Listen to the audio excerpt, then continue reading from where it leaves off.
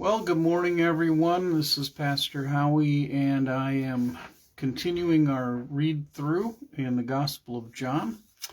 Today we come to John chapter 10, verses 1 through 21, which is, if we didn't have chapter and verse divisions, as I've mentioned many times before, this would just be a continual conversation where we left off.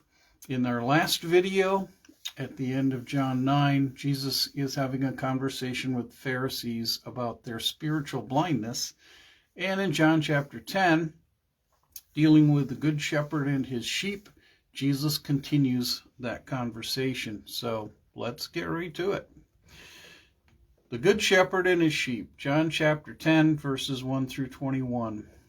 Jesus, continuing to be the speaker, "Very truly I tell you, Pharisees, anyone who does not enter the sheep pen by the gate, but climbs in by some other way, is a thief and a robber." So he's continuing his conversation about spiritual blindness using parabolic language, telling them a parable and helping them, or at least trying to help them, understand the spiritual significance of who he is.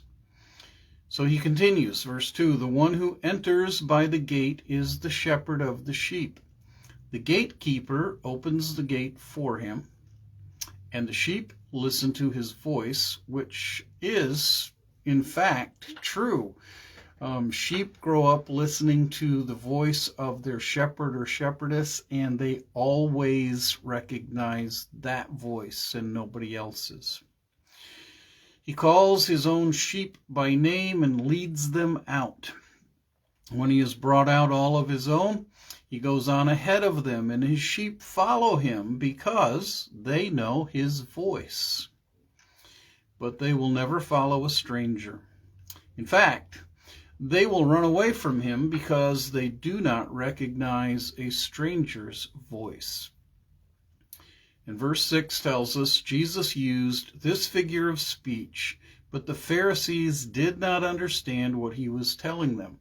So he challenged them at the end of chapter 9 with their spiritual blindness, and now he's challenging them with their spiritual deafness. Therefore Jesus said again, "Very truly I tell you, I am the gate of the sheep. All who have come before me are thieves and robbers, but the sheep have not listened to them. I am the gate. Whoever enters through me will be saved. They will come in and go out and find pasture," freedom. "The thief comes only to steal and kill and destroy. I have come that they may have life and have it to the full." And of course, the thief he's referring to parabolically is the devil, who goes about like a roaring lion, Peter tells us, seeking whom he may devour. So it's very important for us to see the truth about Jesus Christ with spiritual eyes, but it's also important for us to hear his voice and hear his word and follow his lead. He goes on, "I am the good shepherd. The good shepherd lays down his life for the sheep. The hired hand is not the shepherd and does not own the sheep. So when he sees the wolf coming, he abandons the sheep and runs away." So those who profess to be believers but are really not attached to Christ are like these hired hands. They're just in it for some kind of religious recognition or religious rewards, but without that personal relationship. When it gets time for the hard times to come or temptation to come, they run away. That's what Jesus is saying to these Pharisees, because that's what they were. They were hired on. They got the pride and the prestige and the respect of the people and the riches, and that's all they were really about. So Continuing verse 12, then the wolf attacks the flock and scatters it. The man runs away because he is a hired hand and cares nothing for the sheep. I am the good shepherd. I know my sheep, and my sheep know me, just as the Father knows me, and I know the Father, and I lay down my life for the sheep. I have other sheep that are not of this sheep pen. So here he's speaking to the Pharisees and the Jews, and now he's inferring the fact that he has also come to be a light to the Gentiles, to the nations.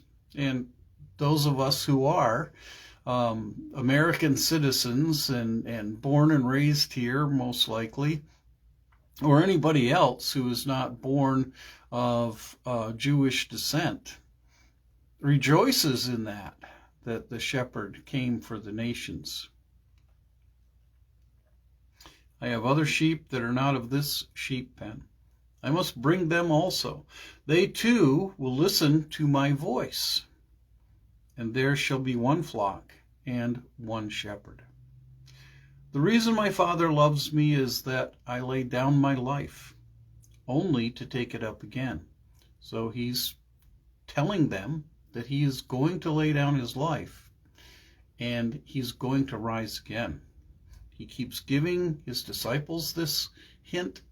He keeps giving the people who are his detractors, the Pharisees, for instance, this preview of what's going to happen. And we, looking back upon it, are the beneficiaries of Christ's death, burial, and resurrection. That is, in a sense, the gospel. That is, in a reality, the message of the entire revelation of God from Genesis to Revelation. No one takes it from me, he says, but I lay it down of my own accord. I have authority to lay it down and authority to take it up again. Jesus is Messiah, Christ, God in the flesh. He has the authority of God. He has the power of God. He is our good shepherd. He is our good God. This command I received from my Father. Well, verse 19. The Jews who heard these words were again divided. Many of them said, he is demon-possessed and raving mad. Why listen to him? But others said, these are not the sayings of a man possessed by a demon. Can a demon open the eyes of the blind? So this whole thing of Jesus opening the eyes of that man born blind continues to be the context in which this conversation takes place.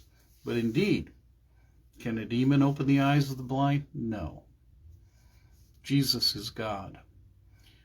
The demons were influencing the Pharisees, the religious leaders, the hired hands who were only interested in themselves and their own wealth and pride. They're the ones who are, if not demon-possessed, certainly they were demon-influenced and blinded by the god of this world, the devil and his servants, blinded to the truth. May we always pray that the Lord will give us opened eyes and opened ears to the way, the truth, and the life of Jesus Christ. That's what I have for you today. And Lord willing, we'll see you tomorrow. Possibly not Thursday, but tomorrow definitely. So God bless your day.